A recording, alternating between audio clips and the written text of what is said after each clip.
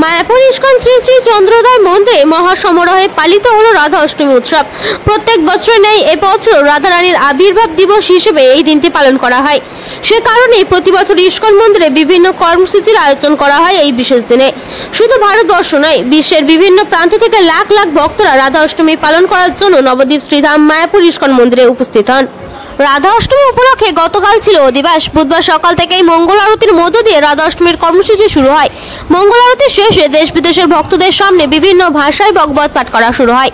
রাধা অষ্টমীর দিনটি কেন পালন করা হয়, কি রয়েছে তার পিছনে ইতিহাস, সেই সম্পর্কে ধারণা দেওয়ার চেষ্টা করা হয় ভক্তদের। বুধবার দুপুরে রাধা অষ্টমীর মূল অনুষ্ঠানে রাধা এবং শ্রীকৃষ্ণের অভিষেক ঘটানো হয়। ইস্কনের বিভিন্ন মহারাজা রাধা এবং শ্রীকৃষ্ণের মূর্তিকে দুধ এবং পুষ্পাঞ্জলি প্রদর্শন করেন। গোটা দিন জুড়ে ইস্কন মন্দিরে চলে ভক্তদের নাচ, গান এবং হরিনাম সংকীর্তন। বুধবারও তার ব্যতিক্রম নয়। বেলা বাড়ার সঙ্গে সঙ্গে ভক্তদের সংখ্যাও বাড়ছিল মন্দিরে। সেই কারণে ইস্কন কর্তৃপক্ষের তরফে বাড়তি সতর্কতা অবলম্বন করা হয়েছিল। রাধা অষ্টমীর দিন যাতে কোনো অপ্রীতিকর ঘটনা না ঘটে তার জন্য বাড়তি নিরাপত্তার ব্যবস্থাও গ্রহণ করা হয়। নিজস্ব সংবাদদাতা MDS নিউজ।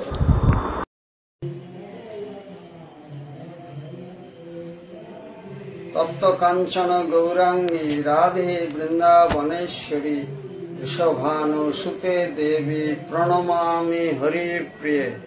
আজ শুভ দিন, শ্রীমতী রাধারানীর জন্মতিথি মহামহোৎসব রাধাষ্টমী।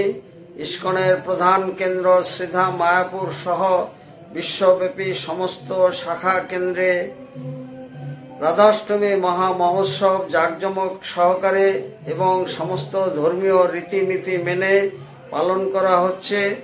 শ্রীধাম মায়াপুরে দুদিন ব্যাপী অনুষ্ঠান চলছে। গতকাল ছিল অধিবাস এবং আজ ভোর 4:30 থেকে সারাদিন ব্যাপী রাত 9টা পর্যন্ত বিভিন্ন অনুষ্ঠানের আয়োজন করা হয়েছে। দেশ বিদেশের হাজার হাজার ভক্তবৃন্দ জাতি ধর্ম বর্ণ নির্বিশেষে এখানে উপস্থিত হয়েছেন। কঠোর করা হয়েছে নিরাপত্তা ব্যবস্থা এবং আলোকমালায় সুসজ্জিত হয়েছে ইস্কন মায়াপুর।